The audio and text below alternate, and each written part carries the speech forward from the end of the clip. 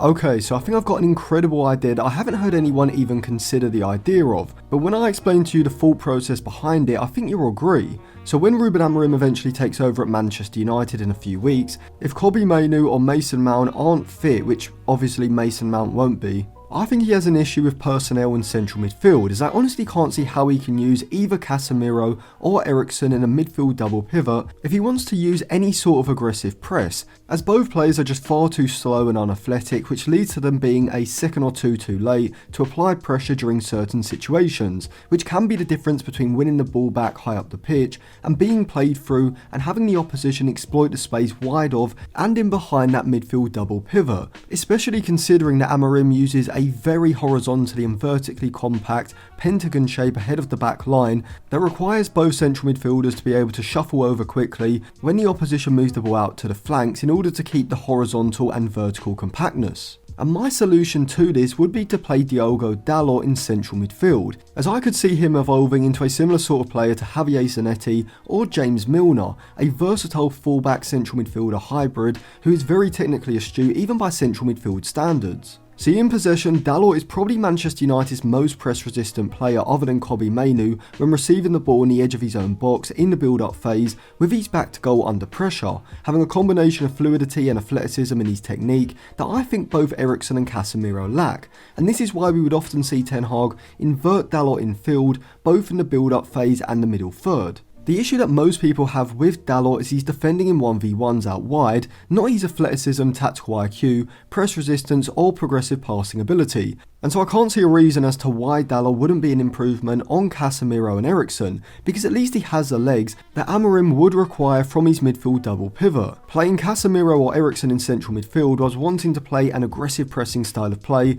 is like trying to go long from build up with Xerxes as a centre forward, which unironically is actually what we have seen Ten Hag doing for United this season, with United not being reliable when playing out of pressure. But who do I think should be in Amorim's initial Manchester United starting 11? Well, before I come on to that, if you like retro jerseys, go over to Jersey FIFA. They've got a wide variety of different retro club and international shirts, as well as the new season jerseys as well. If you use code Atlantis at checkout, you'll get a discount. A link will be in my Instagram bio, which will be linked in the description. So as a starting lineup with Lenny Yoro finally injury free, this is what I'd go with. I'd go with Antony for a few games at left wing back purely out of curiosity, because I'm convinced this guy is a left wing back, not a right winger, before trying to bring back Bruno Fernandes in January. If Antony is shit, we can either donate him to a charity shop or try to sell off his spare parts for a couple of rupees each. Obviously you've got Andre Onana in goal. In terms of the back three, I'm still undecided as to whether I'd have Yoro as the right-sided centre back or De Ligt.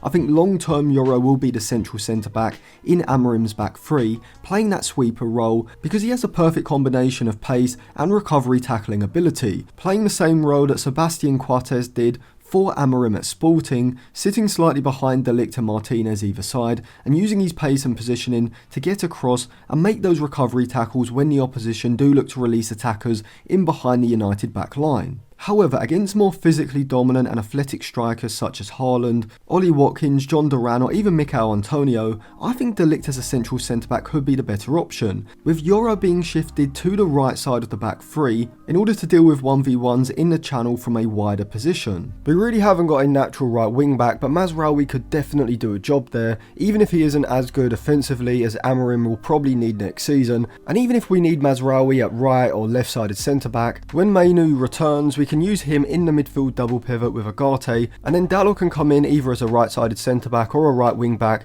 depending on the opposition as well. Ahead of the midfield double pivot in the front three, I actually think we have a lot of good options and combinations. Initially, I think Rashford has to be a starter, as I think he's 100% our biggest goal-scoring threat once you take the defensive burden off of him, and having him sitting high out of possession in a front three, rather than tracking back into the back line is exactly what he needs. Garnacho is a good option off the bench, either from the right or the left, playing in the half space but also being given the freedom to move out wide, and playing in the right sided half space you've got either Ahmad or Bruno, as well as Mason Mount in a world where he's actually fit, which unfortunately is a world we don't live in. As a centre forward, Højlund and Xerxes offer very different things. People are now calling Xerxes shit just because he doesn't have the pace to run in behind the back line or win the random long balls that were getting booted forward under Ten Hag, as though this was his skill set anyway and the reason why we bought him in the first place. If Amorim wants someone who's going to be able to link the play with their back to goal in congested areas and open up space centrally for the likes of Rashford and Garnacho to make runs into, then I think Xerxes would be the best option. However, if you are using Fernandes or Ahmad on the right instead of Garnacho, then I think because we haven't got wing backs like Alphonso Davies or Frimpong who can provide blistering pace and movement in behind the back line, I think you have to start Højlund just to offer balance to the side. As if you were to use Xerxes there with say Bruno Fernandes or Ahmad either side, the balance of the system is completely off, with United lacking runners and pace in behind. To be honest, it really depends on the opposition how the front three is set up. Against sides like City and Liverpool, who likely are going to dominate possession for large periods throughout the game, but also leave space for United to exploit on the counter, I think you have to go with Højlund and Bruno Fernandes and Rashford either side, because of what Rashford provides from the left when the attack is transitioned quickly, and Fernandes' ability to find space between the lines and then thread through balls in behind. Against deeper defensive blocks, you could take Rashford out for Ahmad and move Fernandes over to the left and have Højlund as more of a box threat, with United then looking to create chances down the flanks and get into crossing positions. But if Amorim's objective is to link the play efficiently between the lines and try to disrupt the opposition's back line through deeper movement, dragging the centre backs high up the pitch, then Xerxes is perfect for this role, but he needs runners ahead of him to balance out his deeper movement. But how could you pick Bruno Fernandes? He's the issue. No, he's not. Last season, in probably the worst Manchester United side I've ever seen that finished 8th with negative goal difference, 10th for XG, 16th for XG against, and 15th for XG difference, Bruno Fernandes recorded the highest total XG assisted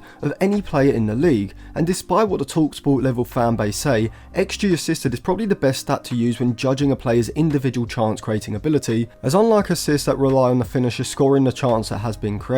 and key passes which simply measure the quantity of chances created rather than the actual quality, XG assisted factors in both. If someone says XG assisted is meaningless but can't actually tell you what it is or why it is not a good stat to use, it's just because they don't actually know what it is or how to interpret it, and so are trying to disregard it to save face from their own ignorance. And I know people are going to say football is played on the pitch, not on the stat sheet. Yes, well done on the TalkSport level cliche, but that's just stupid, as stats are literally numerical records of what happens on the pitch, aren't they? And so you're telling me the player who ranked top of any player in the whole league for the best chance creation metric, whilst also completing the second most passes into the penalty area, is actually not that good? Okay, imagine if Bruno Fernandes was playing for a half decent Manchester United side like, I don't know, Ollie's 2020-2021 side which finished second. He might genuinely get the respect he deserves from the fan base. I mean, Odegaard is at Arsenal, Maddison is at Tottenham, and Szoboszlai is at Liverpool, yet still Bruno Fernandes at a dreadful Manchester United side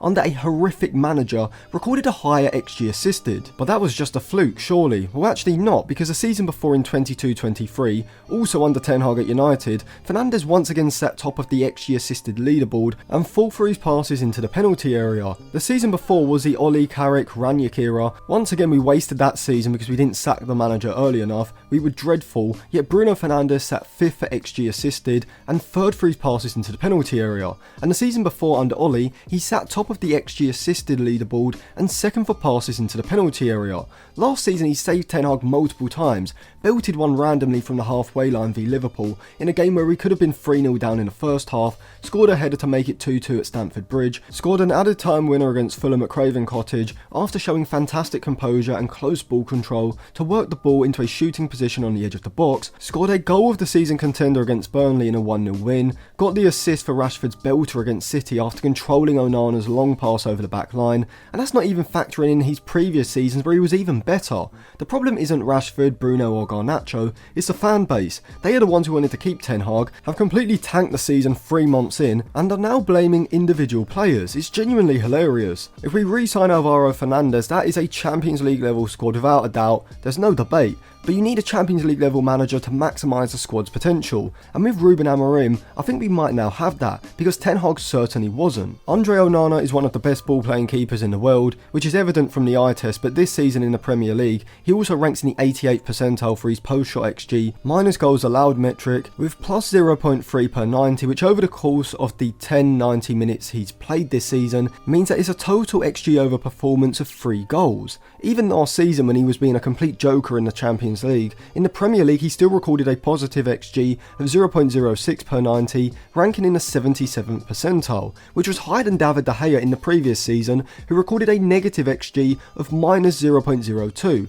ranking in the 63rd percentile. Now before I go on, a quick reminder, I do have an in-game group chat on Instagram where I analyse matches during the game, so if you want to sign up for that, I'll leave the Patreon link below. You can also get access to my unreleased videos, and I will be doing Q&As throughout the week in the group chat as well. Marcus Rashford this season has actually overperformed his non-penalty XG by 0.01 per 90, but ranks in the 23rd percentile for his non-penalty XG, mostly because due to Ten Hag and the fan base being obsessed with our attacking players, playing like Sunday League wingers who track back into the back line, he barely ever seems to receive the sort of clear-cut chance that players like Garnacho and Dalot are receiving. In 22-23, Rashford set in the 95th and the 96th percentile for his non-penalty goals and his non-penalty XG respectively, when compared against every other winger in the league, and even the 87th and 84th percentile when compared against forwards. And if you go back through his FBref reports, you notice a pattern. Every season that Manchester United have spontaneously combusted because they refuse to sack a manager early on and end up wasting a whole season, both Manchester United and Rashford struggle. But in seasons like 22-23 and 20-21, statistically he looks like one of the best goal-scoring wide players in the league.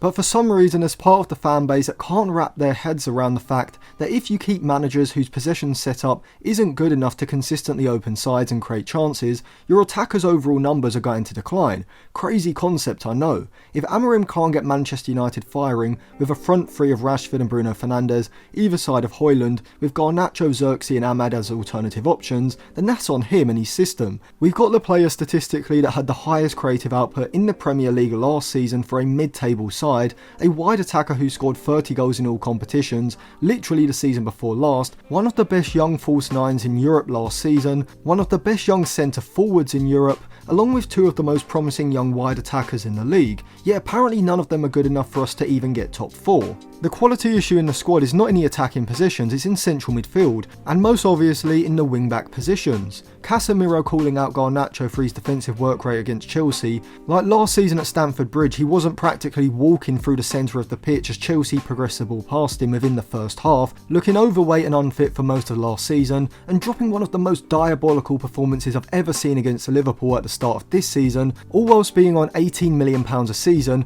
once again is genuinely hilarious. We have 32-year-old Christian Eriksen, who wasn't even that good physically or athletically during his prime at Tottenham, and was not even being used as a central midfielder and has had a cardiac arrest in 2021, playing alongside Casemiro in a midfield double pivot in an aggressive pressing 4-2-4 shape, where the backline refuses to push up high enough. The whole thing is laughable. Everyone's moaning about the quality of the squad, yet we sold Alvaro Fernandes, Oyedele and Camboala for peanuts in the summer, only to keep Eriksen, Casemiro, no fit left back and Johnny Evans. But it's Rashford, Fernandes and Garnacho's fault apparently. The squad is good enough. The tactical setup and the manager's random decision making when deciding to keep and start certain players was clearly the issue. Any elite level manager should have us looking like a Champions League level side for the second half of the season, no ifs or buts, and Ineos should be looking to help Amorim out further by actually doing what they should have done in the summer, in January, which is replace Eriksen and Casemiro and bring back Alvaro Fernandes. I don't know why certain parts of the fan base just don't admit, look, I don't really know about football in depth, either statistically or tactically, I just like watching funny man shout on stream, and then regurgitating phrases and talking points on social media.